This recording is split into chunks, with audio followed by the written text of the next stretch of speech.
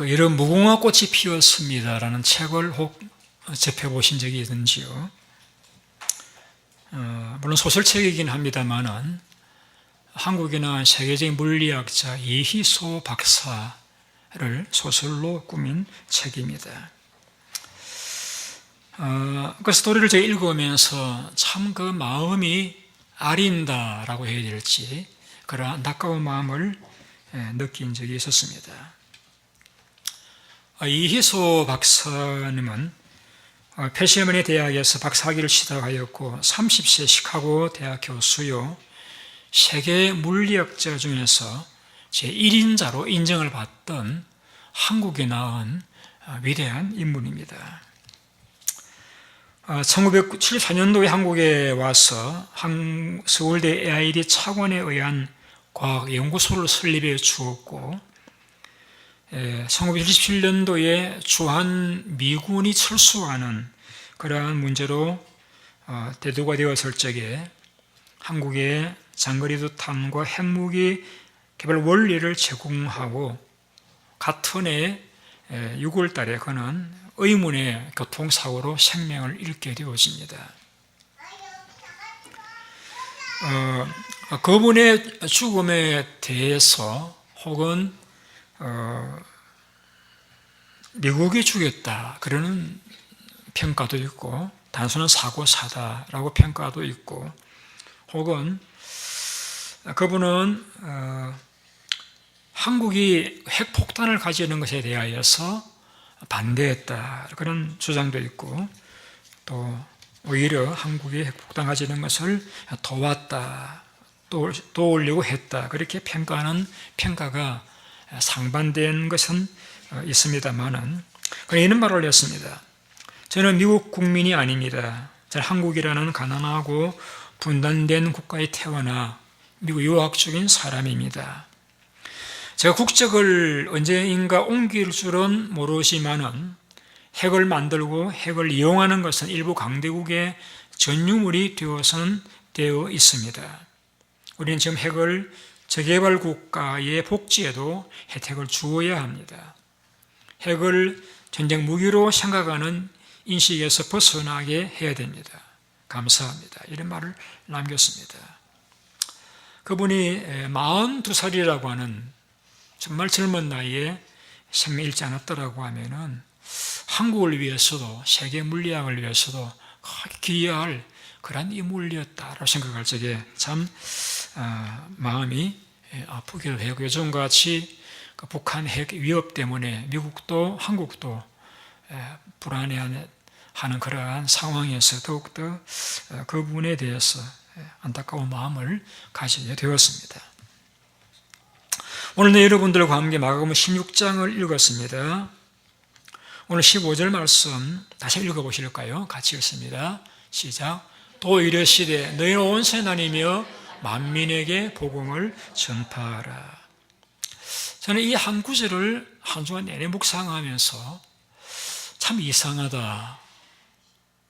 왜냐하면은 우리가 15절 읽었는데 14절에서 어떤 내용이 나왔는가 하면은 그 후에 한 제자가 음식을 먹을 때 예수께서 그들이 나타나사 그들이 믿음 없는 것과 마음 완악한 것을 꾸짖으셨다. 이는 그들이 자기가 살아난 것을 본 자들의 말을 믿지 아니함이니라.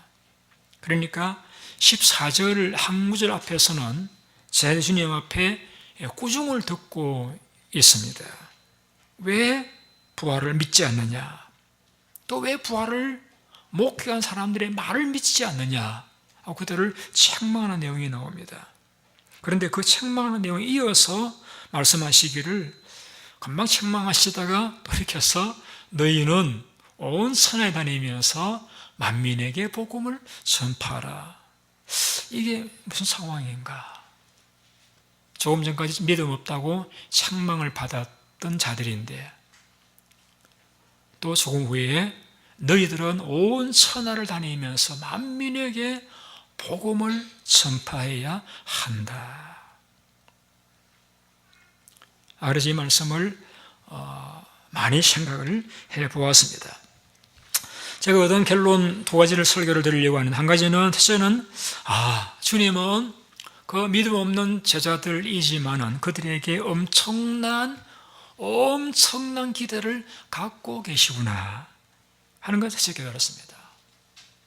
우리가 볼 적에는 주님이 보실 때도 그러하셨죠. 그래서 믿음 없다고 완악하다고 책망을 들었던 그러한 갈릴리 시골 출신의 청년들에 불과하지만은 주님은 그들에게 세계에 살고 죽는 것을 결정짓는 그 일을 맡길 만큼 엄청난 기대를 갖고 계셨다라고 하는 것을 알 수 있습니다. 사실은 우리가 볼 적에 엄청난 기대이지 주님 편에 볼 적에는 엄청난 건 아니에요. 우리가 볼 적에 암 환자 나았다, 야 놀라운 기적이다라고 하지, 하나님께서 보실 적에는 감기 나은 것이랑 똑같은 거예요. 제가 볼 적에 주님은 제자들에게 엄청난 기대를 갖고 계시구나 하는 것이라는 이야기죠. 이런 우리 한국에서 많은 감독들이 한국 축구 대표팀을 맡았는데 그 중에서 많은 축구 선수들이 좋아하는 감독이 있습니다. 누군지 아세요? 히딩크라고 하는 사람이죠. 히딩크.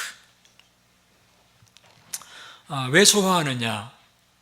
이 히딩크는 선수들을 한번 믿으면 끝까지 믿어준다는 겁니다. 한 번은 올림픽 경기였죠. 이탈리아와의 경기에서 안정환 선수가 페널티킥, 그 황금의 기회를 놓치고 실축하고 볼을 골대에 넣지 못하고 실축하고 맙니다. 그런데도 불구하고 이 히딩크 감독이 그 안정환 선수를 빼내지 않고 교체하지 않고 끝까지 뛰게 해서 결국은 골든골을 넣게 만듭니다. 그것은 히딩크 감독이 그 안정환 선수를 믿었기 때문이죠. 나중에 그 안정환 선수 이렇게 고백합니다. 인터뷰하면서, 만일 그때 내가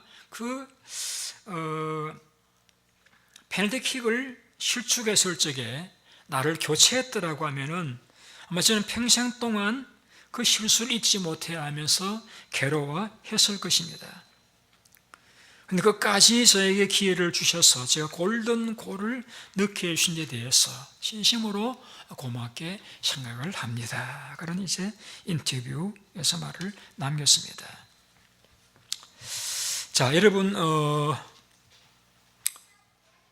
마가복음이 어떤 이제 사본에서는 13절로 끝난다고 말씀드린 적이 있죠. 13절은 이런 내용입니다. 저희들이 역시 믿지 아니하니라, 듣고도 믿지 아니하니라, 그런 내용이죠. 이스라엘이 떨고 몹시 놀라 무덤에서 나와 도망을 하고 아무 말도 아무에게 못하더라 로 끝나버렸다라고 하면은 많은 사람들 가운데서 이들은 평생 동안 자신들의 그 부끄러운 모습을 기억하면서 괴로운 날들을 살지 않았겠어요? 그런데 마가복음이 13절로 끝나지 않고 혹은 11절 끝나지 않고 14절로 끝나지도 않고 오늘 15절이 있다는 것은 얼마나 제자들에게는 다행한 일이 아닌가 생각이 되고 있습니다. 왜?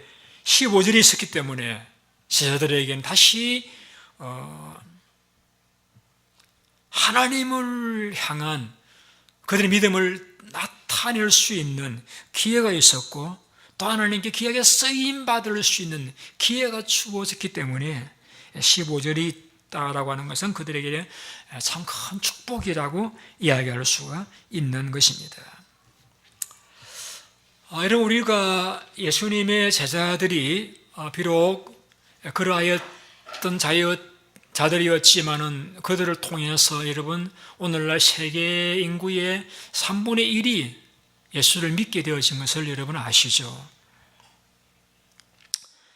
예수님의 이 엄청난 기대는 하나의 해프닝으로 끝나지 않고 엄청난 결과를 가져오게 되었다는 사실입니다. 이 일이 가능했던 것은 주님께서 이 믿음 없는 제자들에게 대해서 계속해서 믿음을 가지고 그들을 만나주시고 그들에게 계속해서 믿음 회복 기회를 주셨기 때문이다라고 우리 이야기해야 됩니다. 예수님이 주일날 부활하셨습니다.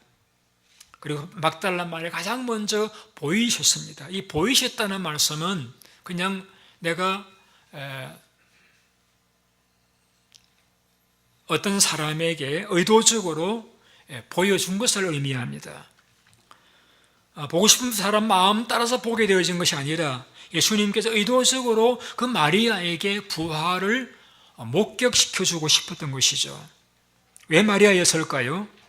다른 여인들은 겁이나 도망가 버렸지만 이 막달라 마리아는 끝까지 무덤에 남아 있었습니다. 그래서 예수님을 만났습니다. 예수님께서 그 여인에게 자신의 부활의 몸을 보여주셨습니다. 그리고는 이렇게 일렀습니다. 내가 부활했다는 것을 제자들에게 알리라고 했습니다.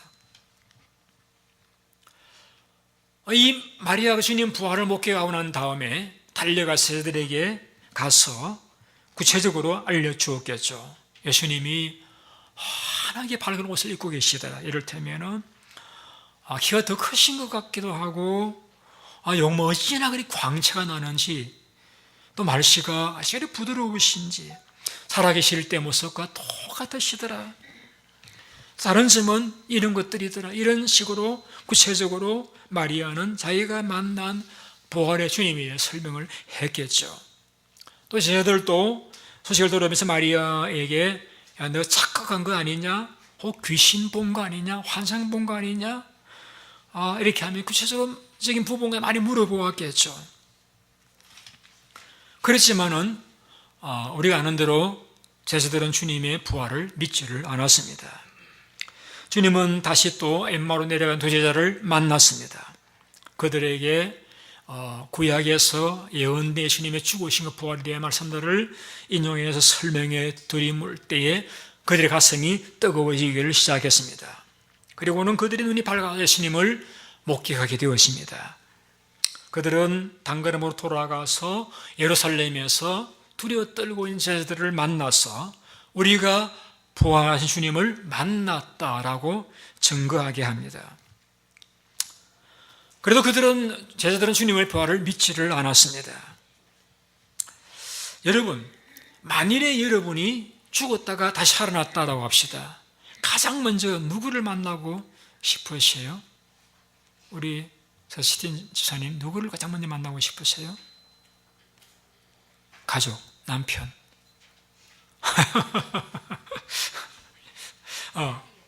예? 딸은 가족이 아닌가? 하여튼 여러분, 예수님의 가족이었습니다. 모친이 있고 동생들이 있어요. 그러나 예수님께서는 부활하셔서 가장 먼저 가족에게 달려가지 아니하시고 제자들을 먼저 만나셨습니다. 왜? 제자들에게 예수님 부활을 확신시켜 주시고 싶으셨던 것이죠. 왜? 예수님은 그 제자들에게 기대가 있었기 때문이죠. 드디어 예수님께서 그 제자들을 찾아옵니다. 그래 음식 먹을 적에 나타나셔가지고 자네들이 말로 해도 안 믿으니까 보고 믿으라고 하시면서 이제 그러나 보지 못하고 믿는 자가 더 복이 있다라고 말씀하시면 주님 부활을 그들에게 확신시켜 주시게 되어집니다. 꾸짖기도 했습니다마는 주님은 그들의 마음속에 부활을 확신시켜 주셨습니다. 참 우리가 이 제자들의 모습을 보면 굉장히 마음이 강팍하죠. 부활을 목격한 사람의 이야기를 들었습니다. 또 들었습니다. 그래도 믿지를 않는 그걸 보면은 참 이 믿음 생활이라는 것은 꼭 오래 했다고 해서 믿음이 좋다 그렇게 이야기할 수는 없는 것 같아요. 근데 주님께서는 그들에게 이제 책망하신 다음에 말씀하시기를 너희는 온 천하의 하나님이 만민에게 복음을 전파라 라고 말씀을 했습니다. 앞서 말씀드렸듯이 저는 이 말씀을 읽으면서 좀 황당했습니다. 어떻게 주님에게서 이런 말씀이 나올 수가 있을까? 제자들의 상태를 아시는 주님이신데, 그래 믿음 없다고 책망하시던 주님께서 이제 그들에게 온 천하를 다니면서 모든 민족의 복음을 전하라, 어떻게 이런 엄청난 말씀을 하실 수 있을까? 나도 참 저도 볼 적에 못 믿을 제자들이고 예수님 보실 적에도 답답한 제자들인데 그들에게 온 천하에 살고 죽는 것을 맡기시다니, 장난? 그건 아니다. 오히려 제자들이 더 놀랬지 않았을까? 아니, 주님께서 지금 무슨 말씀하고 계시지? 우리가 지금 우리 믿음이, 우리 내적인 영적인 상태가 이 모양인데, 아니 우리가 자신의 믿음도 수술을 서는 상황인데 우리에게 온 천하를 다니라고, 그리고 모든 민족에게 복음을 전하라고? 아니, 예수님이 너무 대책 없는 말씀을 하시는 것이 아닌가? 그 제자들도 그런 생각이 들지 않았겠느냐는 이야기 생각입니다. 근데 여러분, 주님께서는 대책 없이 말씀하시는 분 아닙니다. 여러분 아시는지 모르겠습니다만 모든 길은 로마로 통한다는 말과 같이 로마 시대에 로마 정부가 세계를 정복하기 위해 가장 먼저 도로를 닦았습니다. 그래서 로마 시대에는 어느 나라든지 빨리 갈 수 있는 이 교통편이 잘 마련되어 있었습니다. 그래서 복음을 들고 온 천하로 쉽게 빠른 시간에 갈 수가 있는 그런 시대였습니다. 그리고 여러분 또 로마가 사용하는 헬라어라고 하는 이 언어는 당시 세계 공용어입니다. 그래서 그 헬라어를 통하여서 속히 모든 민족에게 복음을 전할 수 있는, 언어의 장벽을 뛰어넘을 수 있는 문화적인 여건이 갖추어진 시대였습니다. 더구나 주님께서는 그 제자들이 이제 곧 받게 될 성령의 도우심을 주님은 내다보신 것이죠. 그들은 부족하지만은, 연약하지만은, 실수하고 실패했지만은 하나님이 성령께서 그들과 함께 하신다라고 하면 얼마나 그들은 세계를 다닐 수가 있고 만민에게 복음을 전파할 수 있다라고 하는 것이 예수님의 관점이셨습니다. 자, 우리의 관점, 아니 저의 관점은 너무 대책 없는 말씀인데 라고 생각되지만은 예수님의 관점에서는 그것이 가능한 이야기였고, 결과적으로 오늘날 세계 3분의 2를 믿는 결과를 두고 볼 적에 예수님 말씀은 결코 대책 없는 말씀이 아니셨구나 하는 걸 우리는 확신을 가지게 되어지는 것입니다. 제가 드리고자 하는 핵심이 이것입니다. 주님은 그 제자들에게 엄청난, 제가 볼 적에 그렇습니다, 엄청난 기대를 갖고 계셨다라는 것이죠. 자, 그러면 오늘날 주님께서 여러분을 보실 적에는 어떠실까요? 제 자신을 바라볼 적에는 참 한심할 때가 많이 있습니다. 말씀을 깨닫을 때도 많이 있지만 또 가만히 잊어버릴 때도 많이 있고요. 이제는 이렇게 다짐하다가도 또 그래 살지 못할 때도 많이 있고요. 주님을 사랑합니다라고 고백하다가도 세상에 있는 것이 좋아서 그것이 마음 뺏길 때도 많았고요. 또 주님 종으로서 변화되었는가 싶다가도 세상의 일들이 또 좋게 느껴질 때도 있었던 것 사실입니다. 그래서 나는 안 되는 체질인가 보다 그렇게 절망할 때도 없지 않았습니다만은, 그러나 주님의 기대는 결코 중단되지 아니하시고 계속되셨습니다. 여러분 가운데서 저와 같은 그런 느낌, 그런 고백을 하는 분들이 계십니까? 여러분, 주님께서 제자들에게도 가지셨던 기대, 저에게 가지셨던 기대와 같이 여러분에 대해서도 여러분의 실패와 연약함에도 불구하고 엄청난 기대를 갖고 계신다는 사실을 우리는 이 본문에 주님께서 저들에게 만민에게 원천을 다니면서 복음을 전파하는 말씀에서 우리는 그 기대를 우리는 발견해내어야 하는 것입니다. 우리가 어디에 있든 성령을 기름 부으시고, 주님은 믿는 사람들을 통해서 우리에게 찾아오셔서 우리에게 설교를 통해서 만나주시기도 하시고, 대화를 통해서도 우리에게 말씀하시고, 신고를 통해서도 말씀하시기도 하시고, 우리의 감동을 주셔서 기어코 우리를 다시금 하나님의 사람으로, 하나님의 기대대로 살아갈 수 있도록 우리를 회복시켜 주시는 것이 오늘날도 계속되는 하나님의 역사이라는 사실을 우리는 잊지 마셔야 됩니다. 그래서 예수님은 지금도 바쁘십니다.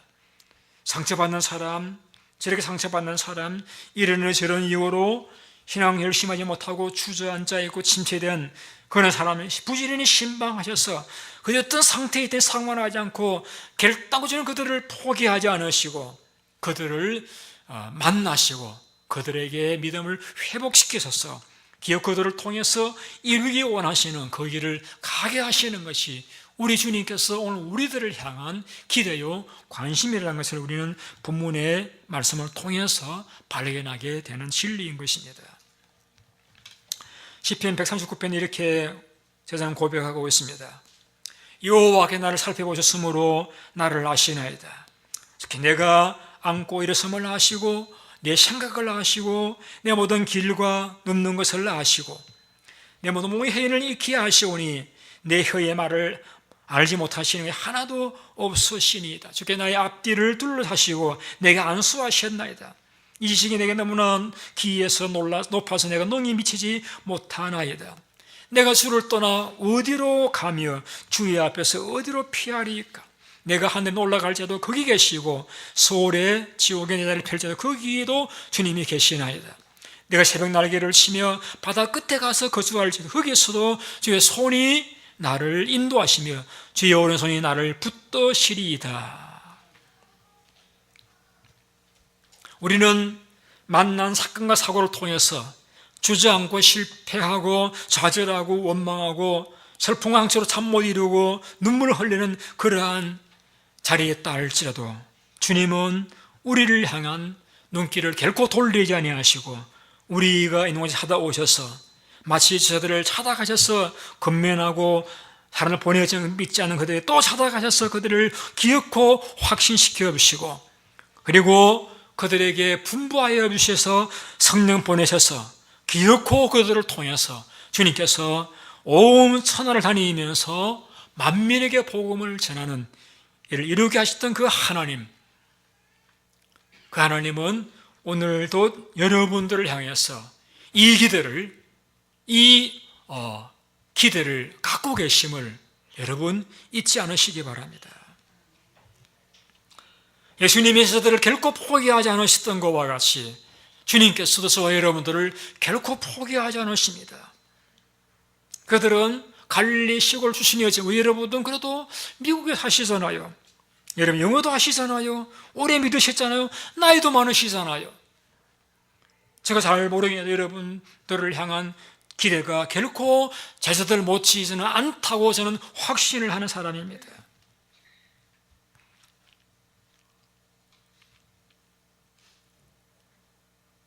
너희는 온 천에 다니며 만민에게 복음을 전파하라. 이 말씀의 의미는 주님은 그 제자들에게 엄청난 기대를 갖고 계셨고 계속해서 그 기대를 이루기 위해서 그들을 건면하시며 그들을 도우셔서 그 일을 이루셨던 것과 같이 주님은 지금도 여러분 한 분 한 분에게 엄청난 우리 입장에서입니다. 엄청난 기대를 갖고 계시고 그 일을 기어코 이루실 분이심을 여러분은 믿으시고 여러분도 자신에 대해서 기대를 가지시기 바랍니다. 다른 사람에 대해서도 여러분 쉽게 포기하지 마시고 기대를 가지시기 바랍니다. 한번 따라해 보시기 바랍니다. 나는 엄청난 사람입니다. 옆 사람 바라보시면서 당신은 엄청난 사람입니다.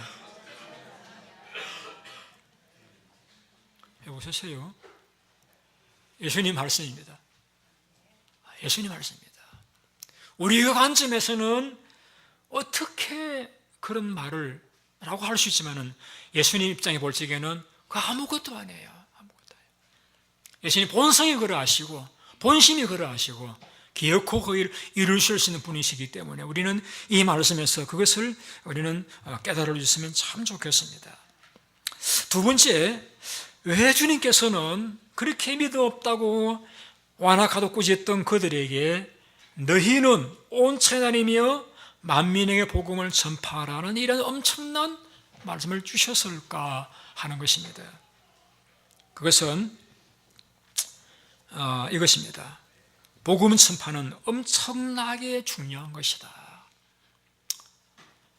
버려도 100번은 더 버릴 수 있는 그들이 있지만 주님은 그들을 결코 버리지 아니하시고 찾아가셔서 설득하시고 설교하시고 기어코 돌이켜서서 그 일을 그 길을 걸어가게 하셨던 그 주님의 기대는 무엇이냐면은 복음 전파가 너무나 중요하기 때문에 그들을 포기할 수가 없었던 것이라는 것이죠.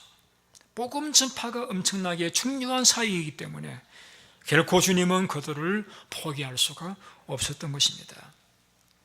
여러분, 하나님의 소원이 무엇인지 아십니까?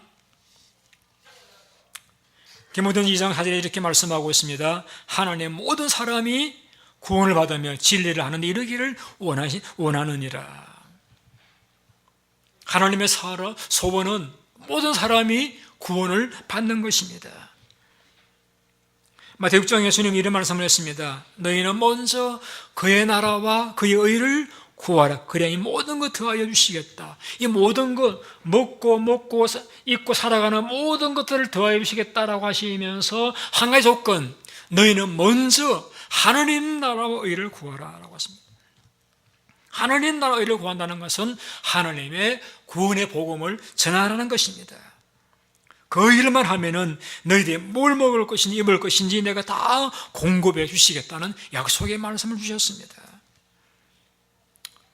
여러분, 우리 교회가 왜 이곳에 존재하고 있습니까? 그것은 교회를 통해서 이 복음이 증거되기를 하늘 원하시기 때문입니다.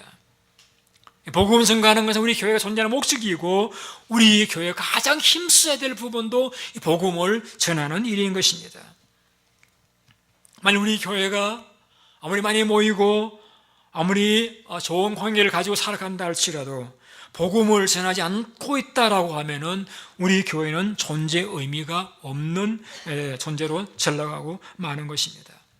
우리가 교회 안에서 이런 일 저런 일 많이 활동한다 할지라도 우리 복음을 전하는 일을 하지 않는다라고 하면은 우리 교회가 정말 해야 될 일을 하지 않고 있다라고 이야기할 수가 있는 것입니다. 하나님의 소원은 우리를 통해서 기대를 가지고 계속해서 포기하지 않으시는 것은 우리를 통해서 내가 만난 예수님을 만나지 못한 이들에게 간증하며 전하기를 원하시는 것입니다. 내가 깨달은 구원의 진리를 모르는 사람들에게 전하기를 원하시기 때문입니다. 만약 우리가 주의 뜻을 따라서 이 복음을 전하지 아니한다라고 하면은 우리 주님 명령을 불복종하는 자가 되고 말 것입니다. 사망을 여행하는 나그네가 목이 말라 쓰러져 갈 적에 역적으로 샘물을 발견을 했다고 합시다. 그런데 그 샘물을 필요로 하는 많은 나그네들이 있는데 그들에게 이것을 알려주면은 그들이 와서 함께 물을 마시다 보면은 내게 도를 양이 적어질 것 같아서 혹은 내가 먹을 양식이 물이 적어질 것 같아서 내가 충분히 해가려고 하지 못할 것 같아가지고 나만 그 물을 마시고 있고 내가 이웃들에게 이곳에 샘물이 있다라고 전하지 않는다라고 하면은 머지않아 많은 사람들은 목이 말라 죽어가고 말 것입니다. 내가 그 샘물을 마셔서 나는 해가 날지 모르지만은 나는 정말 살아있는 그런 존재라고 이야기할 수가 없고 죽고 한 사람들에 대해서 내 책임을 어떻게 감당해야 될 것인지 고민하지 않을 수 없을 것입니다. 주님 오늘 우리 교회에게 샘솟는 생수와 같은 진리, 구원의 진리를 주셨습니다. 예수님을 주셨습니다. 우리는 만났습니다. 경험했습니다. 얼마나 좋은 분이신지를 경험했습니다. 그런데 내가 그 예수님을 통해서 만족하고 기뻐하고 하는데 그치고 이 예수님을 전하지 아니한다라고 하면은 우리는 그 예수를 모르는 채 죽어간 수많은 사람들에게 책임을 어떻게 감당할 수 있겠습니까? 왜 주님께서 대책 없는 그 제자들에게 엄청난 책임을 맡겼습니까? 그것은 복음은 모든 믿는 자를 살리는 능력이 되기 때문입니다. 여러분, 누구든지 예수 그리스도를 믿고 그분이 나를 위해 죽으셨고 부활하신 것을 믿고 그분을 내가 받아들이고 그분을 영접한다라고 하면은 그들에게 영원한 생명이 주어진다는 것입니다. 우리가 볼 적에 예수님이 돌아가셨다, 우리 죄를 위해서 부활하셨다, 도무지 그 한두 마디 불과하지만은 놀라운 그 복음의 능력은 듣는 자들의 마음속의 믿음을 가리게 만들고 구원시키는 능력이 되기 때문에 이 복음을 우리에게 전하라고 맡기신 것입니다. 오늘 우리가 복음을 전하느냐 안 하느냐는 것은 많은 사람의 구원이 주어지느냐 멸망당하느냐를 결정하는 중요한 일이 되기 때문에 우리는 이 복음을 전해야 되는 것입니다. 우리가 오늘 예수 믿는 것은 누군가 조국을 떠나서 한국까지 와서 혹은 미국까지 와서 복음을 전해 주었기 때문에 오늘 우리가 예수를 믿고 구원을 받은 것이라고 하면은 이제 우리가 입술을 열어서 내가 만난 예수님을 우리도 전해야 하는 것입니다. 믿고 세례를 받게 해야 되는 것입니다. 우리가 전하지 않아서 얼마 전에 부활의 소식을 듣고 살아갈 수 있는 사람이 죽어간다라고 하면은 우리는 얼마나 하나님 앞에 부끄러운 자가 되고 말겠습니까? 복음은 능력이 있습니다. 복음은 사람을 살립니다. 복음은 사람을 변화되게 합니다. 우리가 읽었던 17절, 8절을 한번 같이 읽어보시겠습니다. 17절, 8절 같이 읽습니다. 시작. 믿는 자들에게는 이는 표적이 따르니 곧 그들이 내 이름으로 신을 쫓아내며 새 방언을 말하며 뱀을 씹을지라도 독을 마실지라도 해를 받지 않으며 병한 사람의 손을 얹는 적 나으리라 하시더라. 여러분 가운데 이 말씀처럼 표적이 나타나신 분이 있습니까? 방언하신 분이 계십니까? 귀신을 쫓아보신 분이 계십니까? 뱀을 씹어 올렸는데 뱀 물렸는데 안 죽는 분, 독을 마시는데 안 죽는 분, 병든 손 얹는 병이 낫는 분 경험하신 분 계십니까? 계시다라고 하면 이 말씀대로 하는 복음의 능력을 경험한 사람이겠죠. 그래서 저는 이 말씀에 볼 적에 다 경험한 것은 아닙니다. 그러나 저는 분명히 말할 수 있는 것은 제가 예수를 믿고 난 다음에 제가 하는 말이 달라졌습니다. 언어의 변화를 경험했습니다.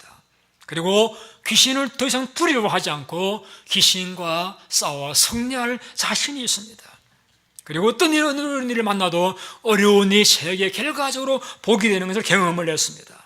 그리고 영육간의 강건한 삶을 살아가고 있습니다. 무슨 이야기입니까? 예수를 영접하게 되어지면 그 언어가 변하고 삶이 달라지고 영적인 삶의 승리를 가져오게 되어지고 날마다 삶의 어려운 일을까지라도 우리에게 복이 되는 하나님의 섭리의 경륜의 인도를 경험할 수 있게 된다는 이야기인 것입니다. 예수님의 저는 보고신 복음은 우리에게 천국을 가져다 주신다는 것입니다. 예수님 다스리시는 그 나라, 그 천국이 우리의 삶에서 경험되어질 수 있다는 말씀인 것입니다. 주님 땅에 오셨습니까? 두 가지, 우리를 구원하시기 위해서. 두 번째는 우리로 풍성한 행복한 삶을 살게 하시기 위함이신 것입니다. 부부가 행복하기를 원하십니까? 성령 충만하시기 바랍니다. 여러분 삶이 행복하게 원하십니까? 예수를 잘 믿어보십시오. 얼마나 행복한지 모릅니다. 너희는 온 하나님의 만민에게 복음을 전파하라. 믿고 세례를 받는 사람은 구원을 얻을 것이요. 여러분, 세례 받으셔야 됩니다. 왜 세례 받으셔야 되느냐? 물론 예수를 믿으시기만 해도 구원을 받습니다. 여러분, 세례는 마치 이런 것입니다. 부부가 서로 사랑해서 함께 동거할 수 있습니다만 결혼식을 공중 앞에서 서약할 적에 이제 그 상대방에게는 권한이 생깁니다. 남편은 아내에 대해 책임을 져야 되고 아내는 남편에 대해 책임을 지게 되어집니다. 마찬가지 세례를 받게 되었으면 구원받는데 그치지 않냐고 우리의 모든 삶에 대해서 하나님의 책임, 하나님의 축복이 우리에게 시작이 되어지는 것입니다. 세례 받으셔야 돼요. 여러분, 영혼이 얼마나 귀합니까? 한 영혼이 얼마나 귀합니까, 여러분? 천하보다 귀하다고 주님은 우리에게 말씀을 가르쳐 주셨습니다. 그 귀한 영혼들이 구원받을 수 있는 복음이 있는데 이 복음을 전하지 않으면 그 영혼들이 구원받을 수 없다라고 하면 우리는 복음을 전해야 하지 않겠습니까? 이러한 5가지 이유, 하나님의 소원이시기 때문에, 복음의 능력은 사람을 살리기 때문에, 우리의 삶에 풍성한 행복이 따라오기 때문에, 축복이 임하기 때문에, 영혼이 귀하기 때문에 주님께서는 제가 볼 적에 도무지 택도 아니다 싶은 그런 제자들에게 엄청난 책임, 너희 온 천하이며 만민에게 복음을 전파하라는 명령을 주셨던 것입니다. 제게 손주가 생겼습니다. 손녀가 아직 안아보지 못했지만 너무 제게는 예뻐요, 귀해요. 그래서 먼저 갔던 제 사람이 좀 도와줘야 되지 않겠는가? 도와주자고. 이게 여러분 부모의 마음이지 않습니까? 한 아이를 행복하게 만들 수 있다라고 하면, 한 아이를 살릴 수 있다라고 하면은 시간의 문제겠습니까? 돈의 문제겠습니까? 그 생명이 귀하기 때문에 얼마나 투자할 수 있지 않겠습니까? 우리가 영혼이 귀하다라고 하면은 우리는 주님께서 왜 그러한 택도 아닌 제자들에게 엄청난 명령을 주셨는지를 우리가 이해를 하고, 우리는 자신에 대해서도 다른 사람에 대해서도 귀히 여기고 인정하고 기대를 가지고 주님께서 그렇게 원하시는 복음 증거의 삶을 우리가 살아가야 됩니다. 제가 주민호 선교사라는 분의 간증을 읽었습니다. 이분이 대학교 입학 과정에서 성경을 읽다가 예수님을 믿었은 사람입니다. 저는 너무 느낌 있던 생각에 전도에 열심을 가지고 했습니다. 그러다 그가 1982년도에 이 고통받는 곳에 오지 않게 하소서라고 하는 누가복음 16장의 그 부자의 탄식, 지옥에 부러지는 그 탄식, 저희로 인해 행자들로 이 고통받는 곳에 오지 않도록 해달라고 하는 그 말에 도전을 받았습니다. 지옥에 간 그들이 아직 살아있는 가족이 그 끔찍한 고통받는 곳에 오지 않도록 하기 위해서 누군가 가서 그 복음을 전해주길 바라는 그 소리를 그는 다시 조상의 소리로 들었습니다. 그는 주변에 너무는 많은 선교사, 복음 전도자가 있다고 생각해서 그는 선교사로서 그는 자원을 했습니다. 카자흐스탄이라고 하는 중부아시아로 깊이 들어갔습니다. 그 지역은 무슬림 지역입니다. 그래서 그곳은 굉장히 정착하기 힘든 그런 곳이었다라고 합니다. 가기 전부터 카자 종족을 전도하는 불가능하다. 만일 너가 전도하면 우리 손에 장을 지지겠다. 그렇게 사람들이 이야기했다라고 합니다. 그는 그곳에 태권도를 가르치는 사범으로서 또 언어 학자로서, 언어를 가르치는 학자로서, 교수로서 그곳에 갔습니다.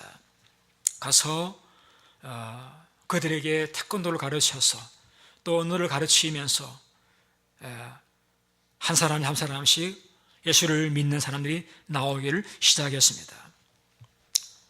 누구도 전도할 수 없다고 말했던, 또 그 동족에 의해서 전도를 받아서 예수를 믿게 되어지면은 동족의 배신을 당하는 그러한 환경이지만은 그 사람들을 집으로 불러서 밥을 먹이고 하루에 2시간의 성경을 가르치면서 점점 그룹이 늘어나가서 지금 50여 개의 거로 늘어나가서 그 중부아시아의 선교의 모델적인 그런 사역을 하고 있다는 것입니다. 성경을 가르치고 삶을 나누는 그러한 단순한 일이었습니다. 그러나 그 일을 통해서 하나님께서 역사했습니다. 복음은 능력이었어요. 그래서 거기서 생명의 삶을 가르치고 새로운 삶을 가르치면서 확신의 삶을 가르치고 있다라고 합니다. 그런 가운데 그분의 아내가 건강상의 이유로 세상을 떠나게 되어집니다. 많은 분들이 이제는 당신도 이제 선교사에서 사역을 은퇴하고 한국에 와서 후방 지원 사역을 하면 어떻게 되냐, 그런 제안을 받았습니다. 그는 그렇게 이렇게 얘기했습니다. 하나님은 나에게 그곳에 가라고 하셨다. 그러나 아직도 돌아오라고는 말씀하신 적이 없으시다. 가라고 하셨고 아직 옮기거나 돌아오라고 말씀하신 적이 없는데 내가 왜 돌아가느냐. 선교사는 내가 좋아서 가는 곳이 아니고 하나님 명령을 따라 차출을 돼서 가는 곳이기 때문에 나는 하나님께서 언젠가 본고 돌아가라고 하나도 그때는 순종할 것이다 라고 하면 지금도 그곳에서 그들과 함께 지내면서 복음을 전하는 삶을 살아가고 있다라고 합니다. 오늘 우리 이렇게 말씀하십니다. 너희는 온 선에 다니며 만민에게 복음을 전파하라. 목사님, 그거는 선교사님들에게 해당되는 말씀입니다. 아닙니다, 여러분. 여러분들은 제자들보다 훨씬 더 나은 분들이시잖아요. 우리가 이 명령에 순종해야 됩니다. 우리 이 명령에 순종하기 위해서 이 땅 위에서 하나님이 우리를 기대를 가지고 보호해 주셨고 우리를 구원해 주신 거예요. 우리가 가야 됩니다. 그래서 여러분, 여름에 좋은 곳에 가서 시원하게 구경하는 것만이 아니라 단기 선교라는 게 있어요. 여러분 가까운 멕시코를 가시든지 아니면 중남미를 가셔가지고 여러분이 만나는 종업원이나 사람들에게 복음을 전하세요. 여기 못 가시면은 복음을 전하러 가겠다는 젊은이들에게 후원해 주시기 바랍니다. 선교를 후원해 주시기 바랍니다. 한번 따라해 보시기 바랍니다. 내가 가든지. 왜 이렇게 목소리가 약해요? 점심 안 되셨어요? 안 되셨죠?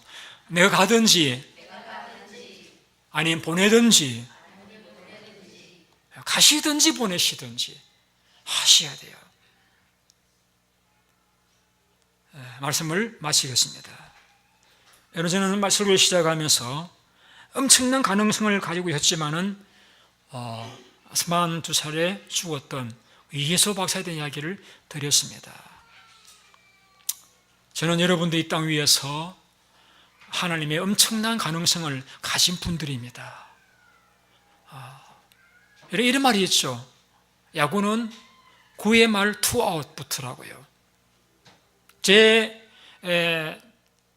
서재 모니터 앞에 이런 글이 붙여져 있습니다.